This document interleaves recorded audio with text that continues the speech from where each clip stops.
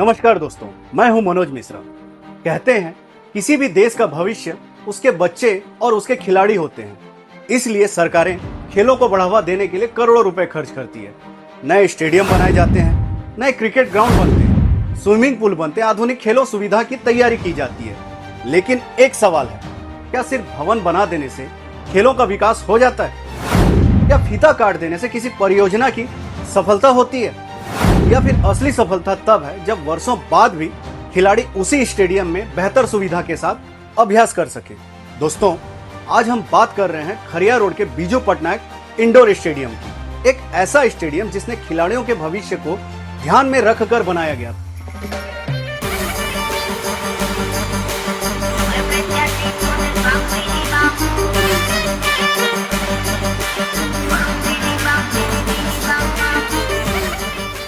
लेकिन आज इसी स्टेडियम की स्थिति देखकर मन में एक सवाल उठता है, क्या निर्माण के बाद रख रखाव की जिम्मेदारी खत्म हो जाती है? दोस्तों, मेरी सुबह की शुरुआत भी अक्सर इसी बीजू पटनायक इंडोर स्टेडियम से ही होती है।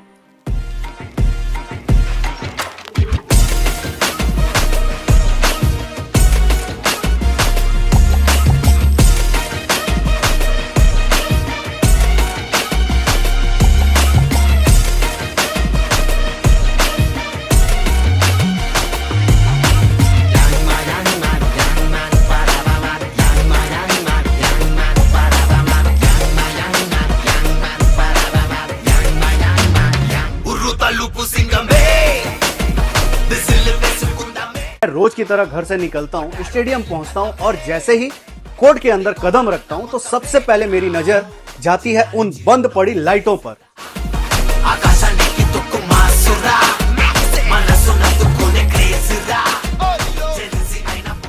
तो महीनों से खिलाड़ियों का मजाक उड़ाती हुई दिखाई देती है। बैडमिंटन ऐसा खेल है जिसके एक सेकंड की चूक मैच हरा सकती है, लेकिन यहाँ खिलाड़ी अपने कॉम्पिटिटर से कम और व्यवस्था की कमियों से ज्यादा लड़ रहा है। सिर्फ लाइट ही नहीं, अगर आप इस स्टेडियम का रख रखाव देखेंगे तो और भी कई सवाल खड़े हो जाते हैं। हर सोमवार को यह स्टेडियम मेंटेनेंस के नाम पर बंद रहता है, लेकिन आखिर उस दिन होता क्या है? इतने बड़े इंडोर स्टेडियम की जिम्मेदारी लगभग एक ही कर्मचारी के भरोसे चल रही है। जब उसका मन हुआ आ गया, जब उसका मन नहीं हुआ नहीं आया। ऐसी व्यवस्था से क्या इतने बड़े खेल परिसर का रख रखाव संभव है?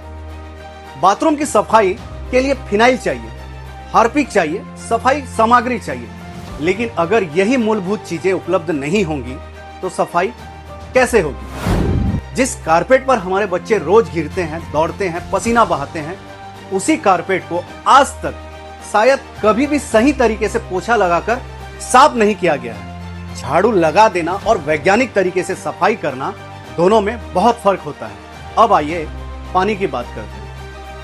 हम अपने घर के एक छोटे से एक्वागार्ड का भी हर 3-4 महीने में सर्विस करवाते हैं, फिल्टर बदलवाते हैं, क्योंकि हमें अपने परिवार की चिंता होती है। लेकिन यहाँ खिलाड़ियों के लिए लगाए गए 2-2 वाटर फिल्टर आखिरी बार कब सर्विस हुए, कब उनके फिल्टर बदले गए, कब उनकी तकनीकी जांच हुई?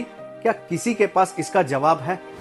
अगर नहीं तो खिलाड़ियों के स्वास्थ्य की जिम्मेदारी कौन लेगा? अब जिम की बात।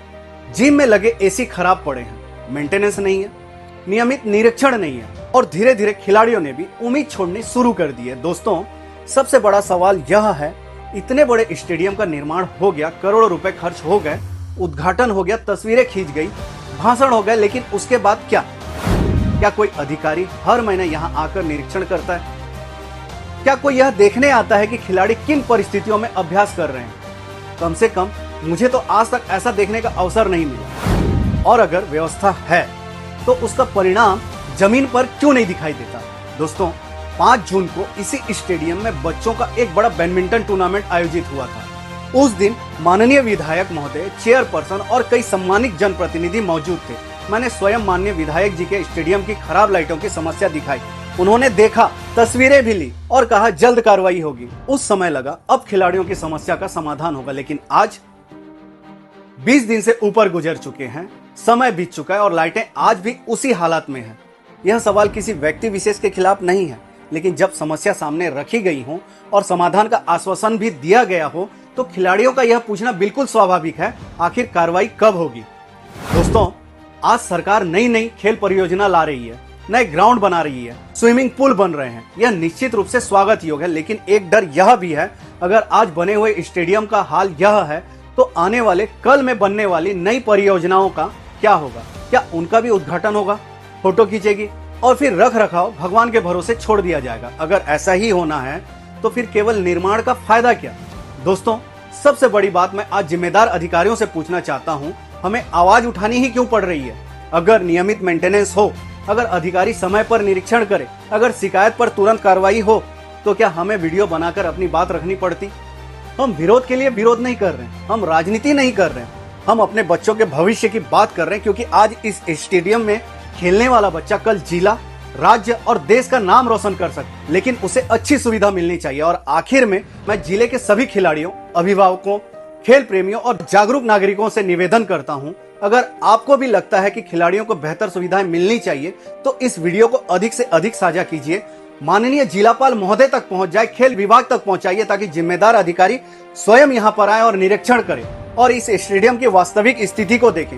क्योंकि उद्घाटन एक दिन का होता है, लेकिन खिलाड़ी हर दिन मैदान में उतरता है। फोटो कुछ सेकंड की होती है, लेकिन खिलाड़ी वर्षों तक मेहनत करता है। कैमरे के फ्लैश कुछ पल चमकती है, लेकिन खिलाड़ी को हर दिन रोशनी चाहिए। इसलिए हमें आश्वासन नहीं, कार्रवाई चाहिए। हमें भाषण नहीं, व्यवस्था चाहिए। हमें दिखावा नहीं, रख रखाव चाहिए। क्योंकि यह स्टेडियम सिर्फ सीमेंट और ईंटों का ढांचा नहीं है, यह हमारे बच्चों के सपनों का घर है। मैं हूं मनोज मिश्रा और आप देख रहे थे खरिया रोड की आवाज, जहां उठती है आपके शहर की हर सच्ची आवाज। धन्यवाद।